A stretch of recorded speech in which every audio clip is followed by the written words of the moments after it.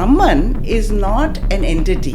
Brahman is the power of existence. So our rishis were actually scientists. The reason was not as a ritual, it's not a rule, because no shastra tells you to be vegetarian actually. Love doesn't develop into attachment, which is the essence of Bhagavad Gita. That yes, you love everyone, but don't get attached to them. Am I looking for something from this relationship? And the closest one is a mother's love for a child.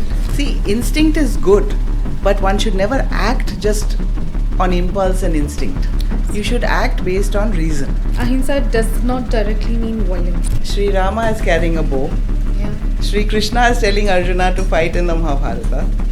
That seems to be a contradiction. Every Devi Devta has a weapon, because then the war would not have happened. Duryodhana was only fighting because of Karna. Our Shastras say that when dharma is at stake, when adharma is winning, then the war was the only option to sort it out. Sri Rama tried till the last minute to stop that war. He did not want to fight with Ravan. He did not want to kill anybody. So if the dharma is supposed to rise, then everything breaks down immediately.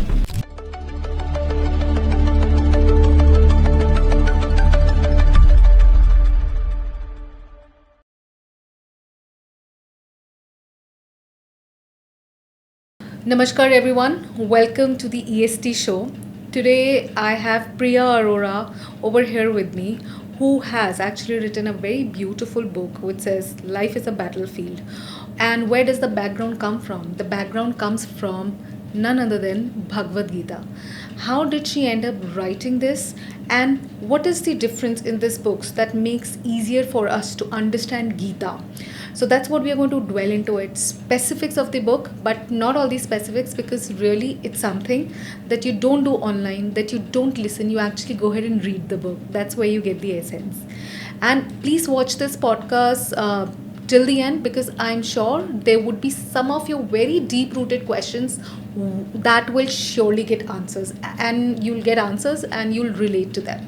So having said that, Ma'am Priya Arora, welcome on the EST show. Thank you for inviting me. Namaskar. Namaskar.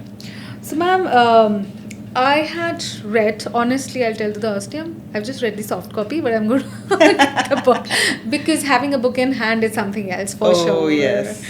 So let's start with saying that Bhagavad Gita talks about two basic principles, and it said let's do anything in this world with two things, happiness and the other thing is fearlessness. So इसी से हम शुरू करेंगे, though we're going to have this conversation mainly in English. Yes. So may Krishna bless this conversation with ample happiness and a lot of fearlessness. Absolutely. So we will start with that.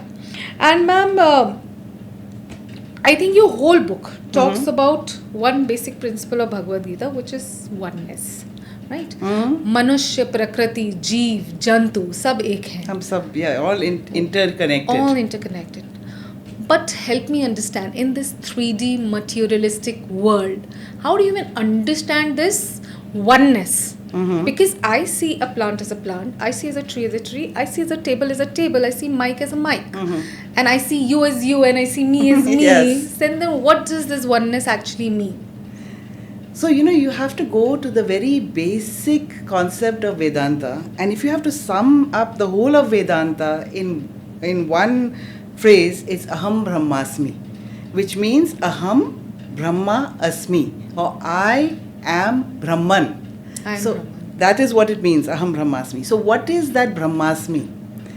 And you need to understand this actually to understand the oneness. That's why I'm going through it. Yeah, so Brahman is not an entity.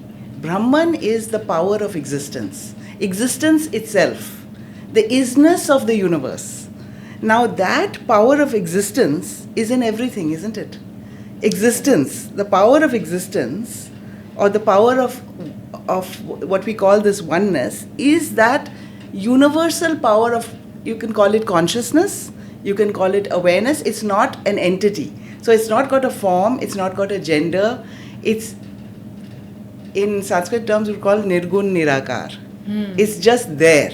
It's just there. Right? Now, everything in our Vedic thought, what we say is that everything comes from that power of existence.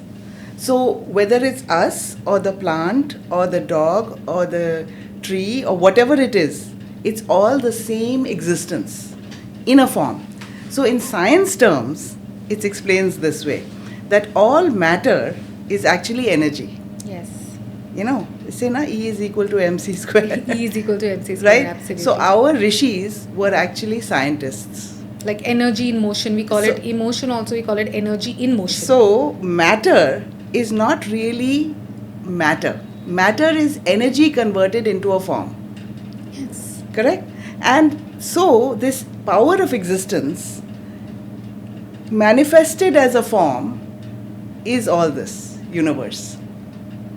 So when you're saying aham brahmasmi, you are saying that I am more than just this physical body. I am that existence.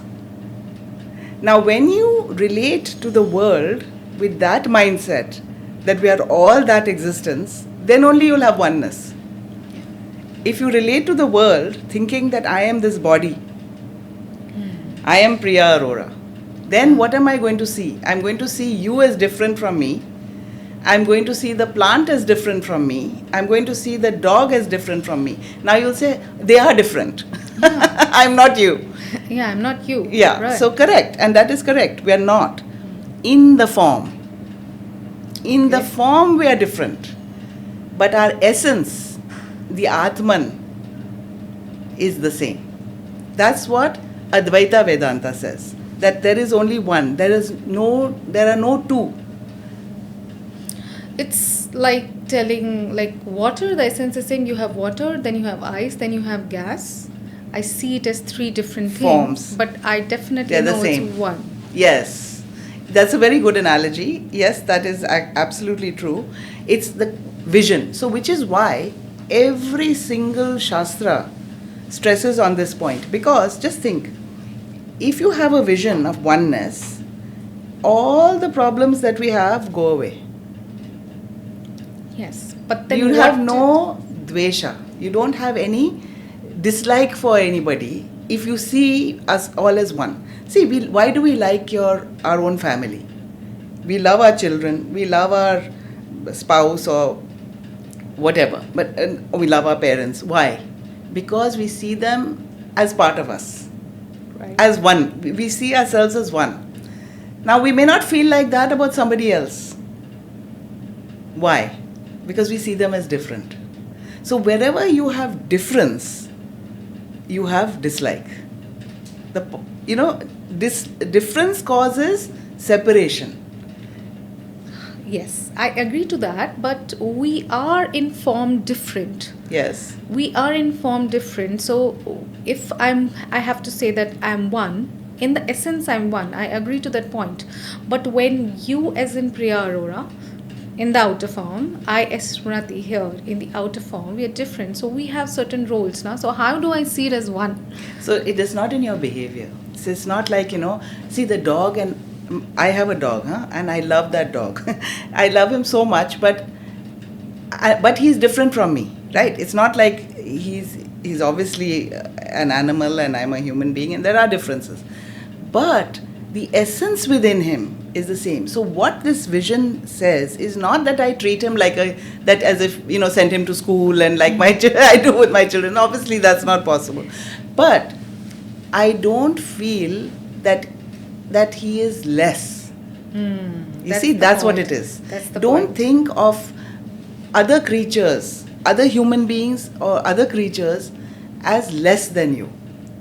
Which That's is important. why actually in India, in our Sanatan Dharma, vegetarianism was so prevalent. The reason was not as a ritual, it's not a rule, because no Shastra tells you to be vegetarian actually. Right. But if you have a concept of oneness in your mind, then you think that animal's life is as precious to it as your life is precious to you. Absolutely.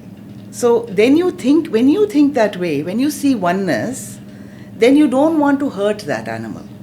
You don't want to, I'm using this as an example. This is not the only way, area where oneness becomes relevant, but it's a good example because it brings it to light.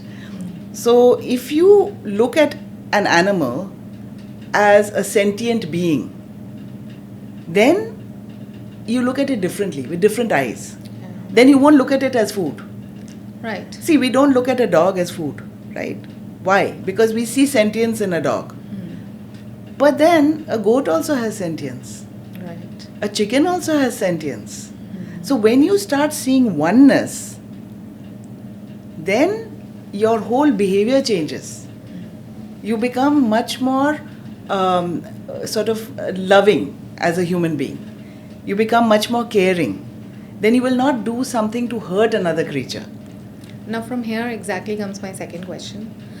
Being loving is absolutely fine, but how come love doesn't develop into attachment, which is the essence of Bhagavad Gita? That yes, you love everyone, but don't get attached to them. Right. Why is it so difficult to understand this Right. as a human being? Because love and attachment are very different. It's a very good question that you've asked actually, because it's a question that is very confusing. Yeah, it is. Because I'll tell you, we confuse love and attachment. You know, like you say, oh, I absolutely love that dress. What do you love it? No, you are attached to it. You just want it. You want it. See, that is attachment. The difference between love and attachment is love is selfless. Love doesn't look for a return. Attachment looks for a return. So most of our affections are actually based on attachment, not love. If you analyze it. How do I differentiate? So ask yourself, am I looking for something from this relationship? And the closest one that I can get to, not perfect but closest, is a mother's love for a child. So you as a mother will love your child without really expecting a return. Now you may not even love your spouse that way. You still expect a return. You may or may not. I'm just saying that the mother example is very powerful. And I'm not saying that this is across the board, but it's the closest you have. It's the closest, yes. To try and explain what I'm saying, the difference between love and attachment. When you do something for someone, or you have a feeling for someone which has no expectation of return, that is love. So see, when you say, I love that dress, do you love it, or you are liking it because you think that you look good in it? I'm liking the image that when I wear this, I look Yes, like this. I'm liking that's the image of attachment. me. Yeah. See, immediately you see that that's attachment.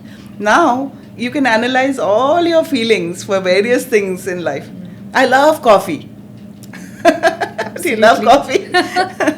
No, you love coffee because of the taste and what it does for you. Yeah. So the moment you have that, it's actually attachment. So what Bhagavad Gita says is love, but don't be attached. Is it? And difficult to do. Yeah, and is it so difficult only for human beings, I think? Because when when you were just telling this mother and child example, so I was just, picturizing in my mind other species. Mm-hmm. They raise their kids normally and then they go. There's like I see a bird. I mean, there have been pigeons nesting in my balcony, and they'll feed the kid. And the moment the wings are there, In fact, they throw them out of the nest. Yeah, they throw them out. So is it this issue is only with human beings? So human beings and animals, though we have the same Atman, there is a difference. And what makes us human is our faculty of judgment, our intelligence, our ability to do what is right. See, animals work on instinct. Everything an animal does is by instinct. So you cannot say an animal is being cruel. If a tiger sees an injured deer, what will the tiger do? It will zero in on that deer. Now, can you say that's cruel? You can't. Why? Because it's acting on instinct. It is not thinking and saying, oh, I let me look after that deer, it's injured, let me take it to the hospital, to the vet or whatever. It's not thinking that way. And it's not natural for it to think. But as a human being, if we act at an animalistic level, when we have the intelligence, that is a problem. And actually, there's a very beautiful Subhashita actually, which is a saying, Sanskrit saying, which says this. It says that there are certain things that are common to animals and human beings. So they sleep, we sleep. Okay, they eat, we eat. Okay, they fear for their survival, we fear for our survival. They reproduce and we reproduce. So actually, then you say, what is the difference? The difference is we do all these activities, or we hope we should do all these activities using intelligence. So when you eat with awareness. Right. When you sleep with awareness, which means don't just sleep and sleep and sleep, Sleep at the right time, wake up at the right time. That is awareness. Right. Like my little dog, he sleeps all day long. Now, hopefully, as human beings, we don't do that. You don't do that. So you can filter all these activities. Reproduction. An animal will reproduce with anybody, with any other animal, any other of its species. But what do? We have institutions to regulate this. Right. It's not indiscriminate. So that is the difference between humans and animals, is our faculty of reasoning and intelligence. The problem is when we don't use that faculty and we descend to a animalistic level. Yeah. And start acting on instinct. See, instinct is good, but one should never act just on impulse and instinct. Absolutely. You should act based on reason.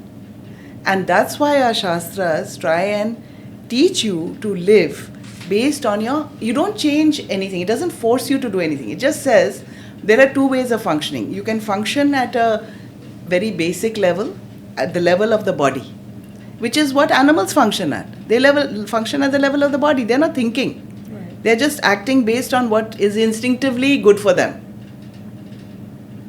Injured deer, food, let me get it. Let me eat it. It's not thinking beyond that. But as human beings, we should be thinking beyond that, right? Right. So that's it. So that's, I think this conversation is really important in today's era, because we are actually operating at a very low level.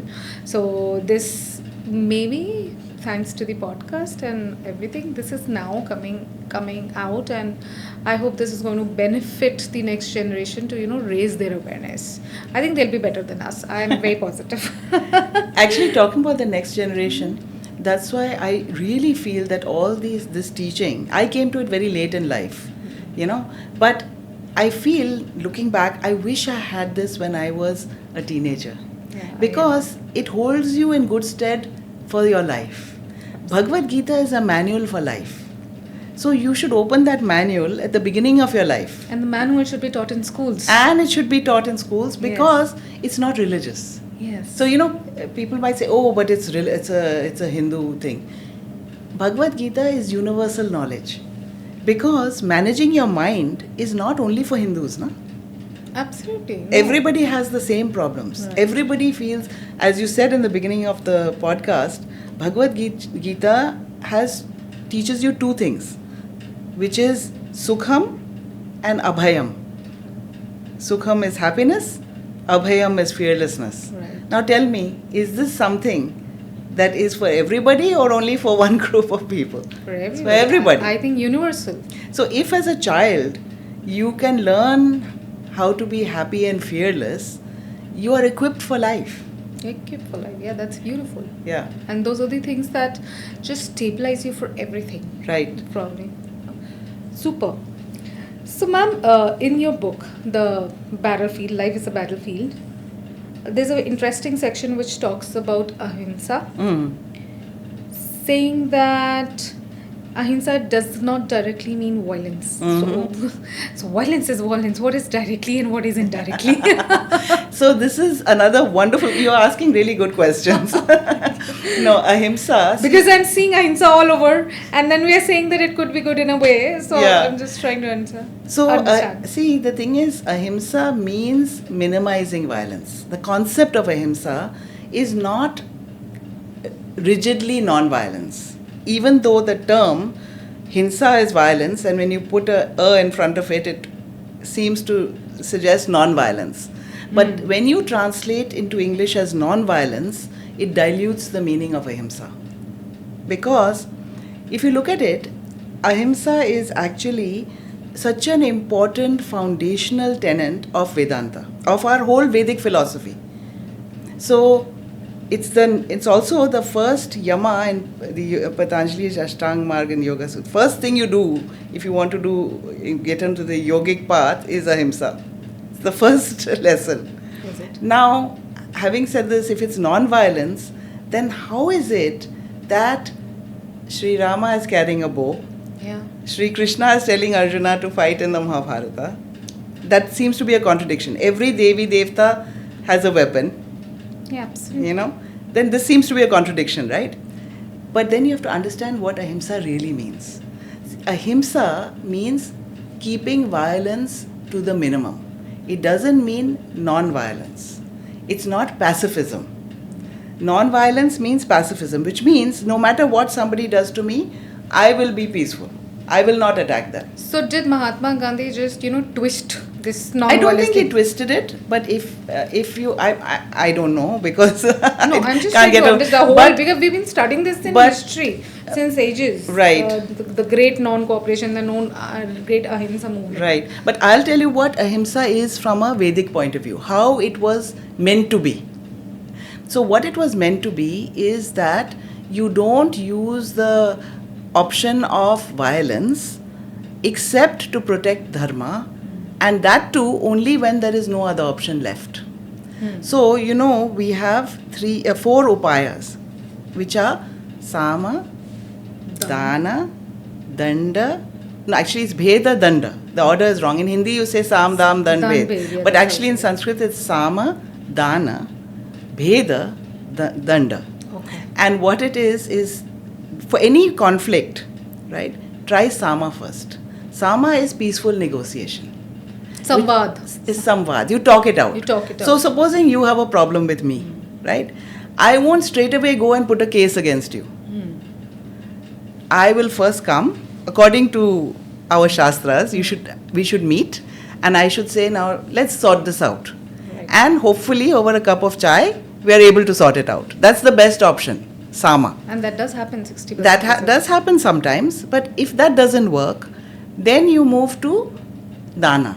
Dana means give something, compensation. So then you say that, acha, this is not working, then I'll say, okay, fine, I'll give you this in exchange. Let's make a deal. Okay, let's make a deal. Yes. That is dana. Okay. You give some, still there's no violence here. You're still at the level of discussion. Discussion. Right. That also doesn't work. Then you go to bheda. Bheda is an indirect means. You use some indirect means Okay.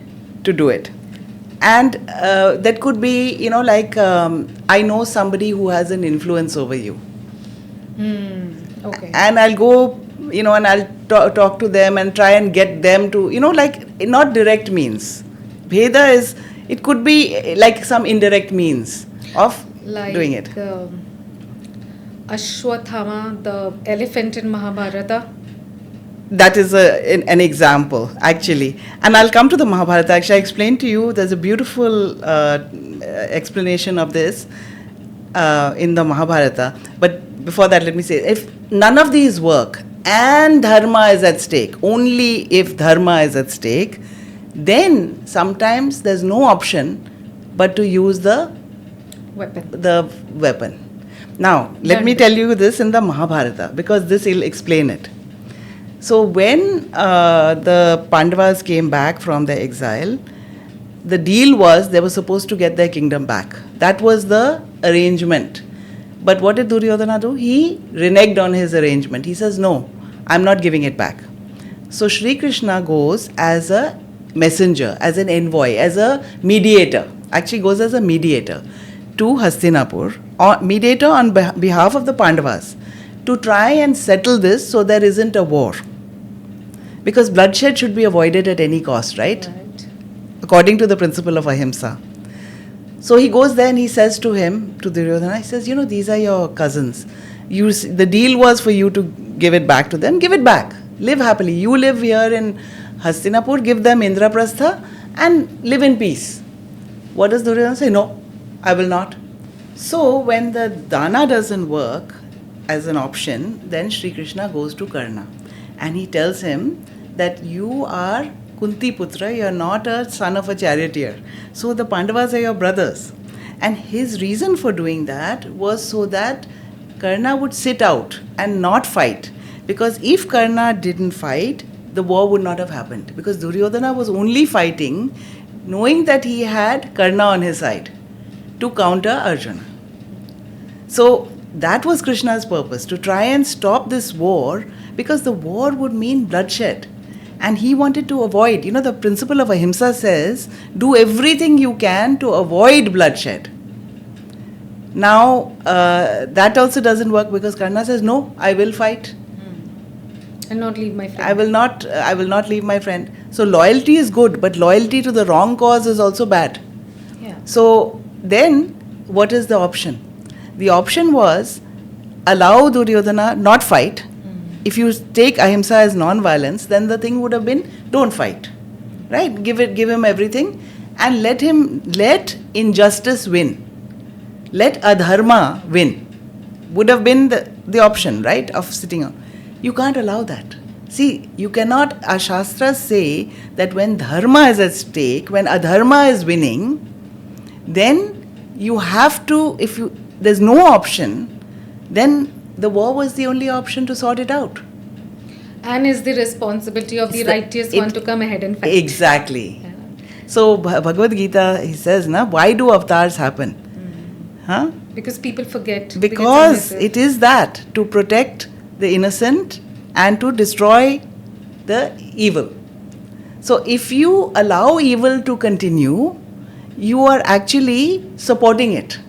Yes. You're supporting it. That is why in certain circumstances, you have to use the option of danda. You cannot say that, I'm going to stop at non-violence and not do it. Now, take another example. Sri Rama tried till the last minute to stop that war. He did not want to fight with Ravan. He did not want to kill anybody. He sent Angad as his messenger, last minute. And he said to Ravan, he says, I've come here for my wife. She is very precious to me. Give me my wife back, I will leave. Simple. I have no wish to fight with you. I have no wish for anything. Just give my wife back. That's all I want. Ravan said no. Now, if ahimsa means non-violence, then Sri Rama should have gone back. Said, I'm not going to fight. No, he's taken my wife, too bad. And what precedent would have can you imagine how adharma that would have been? That would have been a huge adharma. Yes. So here you see a perfect example of how that violence of war became necessary. But only as a last resort and only to protect dharma. And not only for Sita, because if that would have happened, then I can't imagine the world now. See what would have done. So that one probably action taught generations, no, you stand up for what's right. That is it. You have to stand up for what is right. So that's why when there is a crime being committed, if you are silent, you are actually a supporter. Yes. So our Shastras say ahimsa, follow ahimsa, which means this: keep violence to the very minimum, only use it in exceptional circumstances to protect dharma when there is no option, when the option of non-violence is worse than the option of violence. When Sam and Dana Bheda fail, yes. And that is when danda has to be. But only when there's dharma at stake, huh? Dharma at stake. Not randomly. Not that, I want that territory, so I'm going to go and, they're not agreeing to give it to me. So you can't, that's not the same. That's not. This is to protect. That's why Mahabharata is called a dharma yuddha.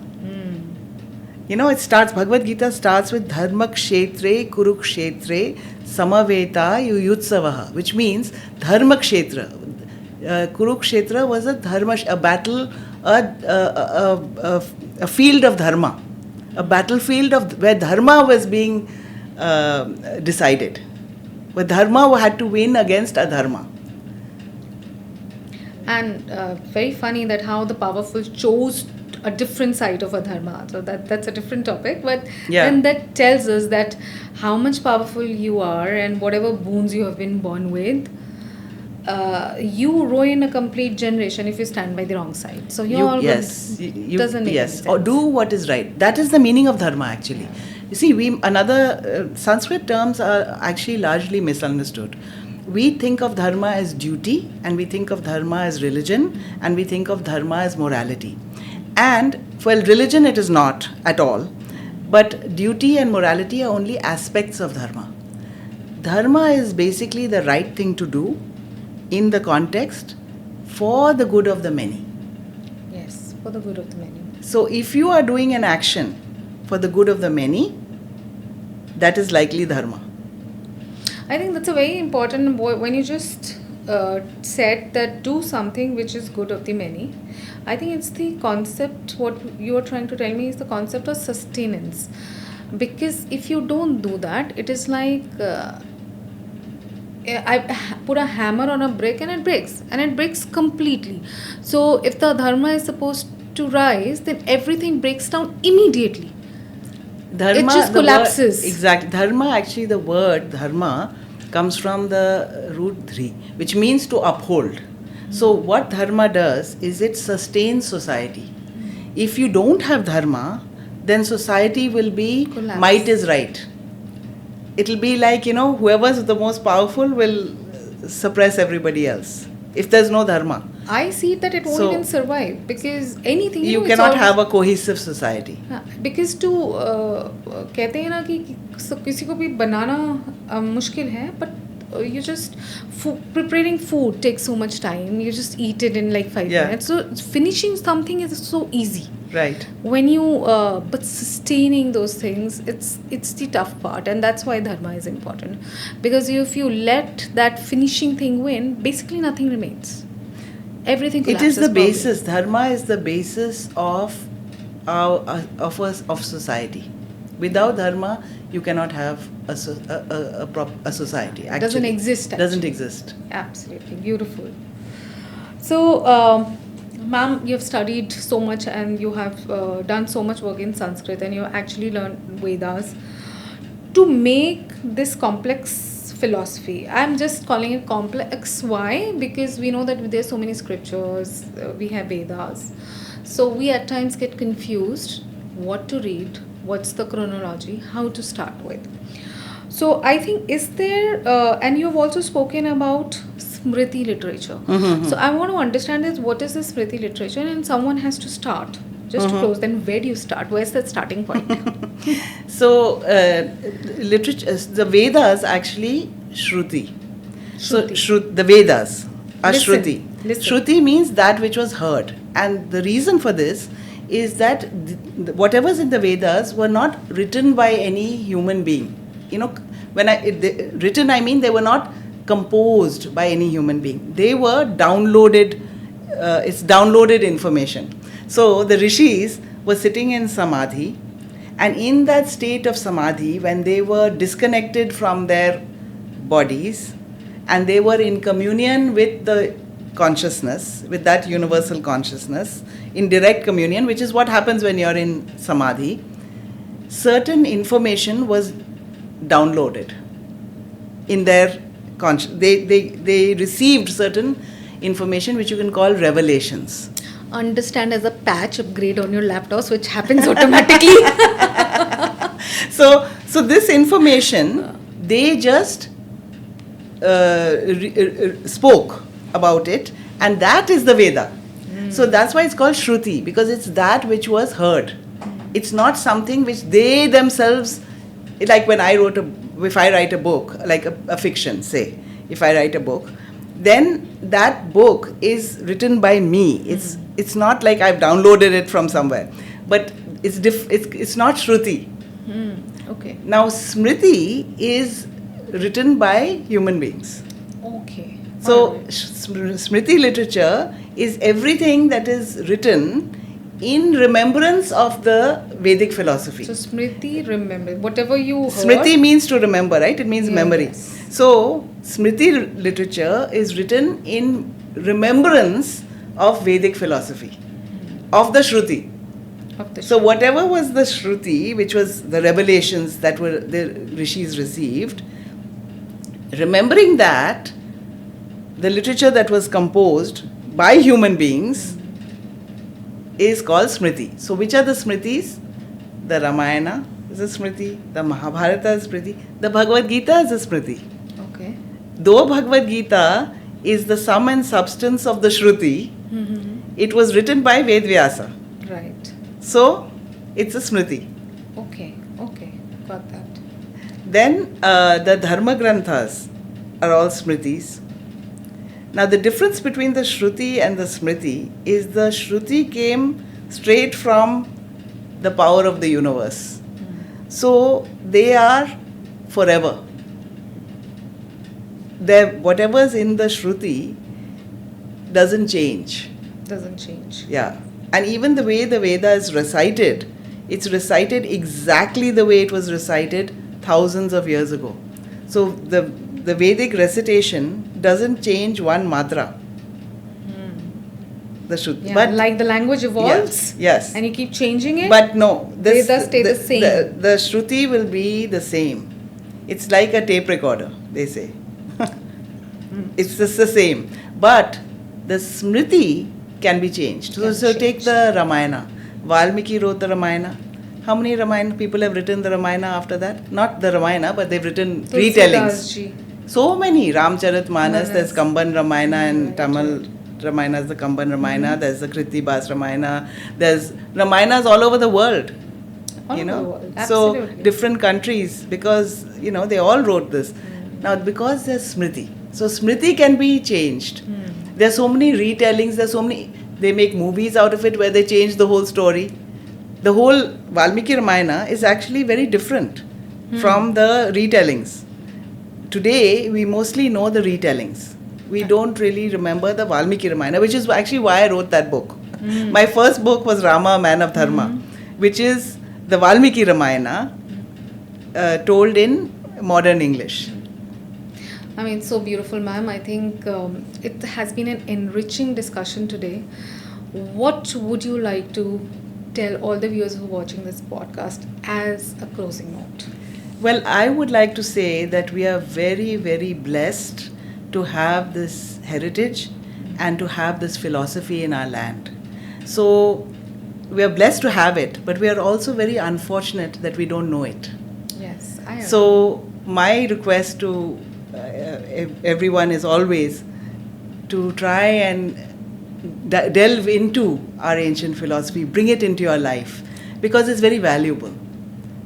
I would say at the end of this podcast, probably it's everything. I think if you read that, you will learn to live life, and that's the most important thing while being on earth, right? Absolutely. to know to how live with live. peace. Live So with my peace. book, in fact, Life is a Battlefield, is about that, because life is full of difficulties. It's like a battle. There are ups and downs. Absolutely. There'll be happiness, there'll be sorrow. Yes. But yes. in the midst of all this, you can win with a winning mindset. And to live with Sukham and fearlessness. And Sukham and fearlessness. Thank you so much. It has been a very enriching and beautiful conversation. Thank you for having me.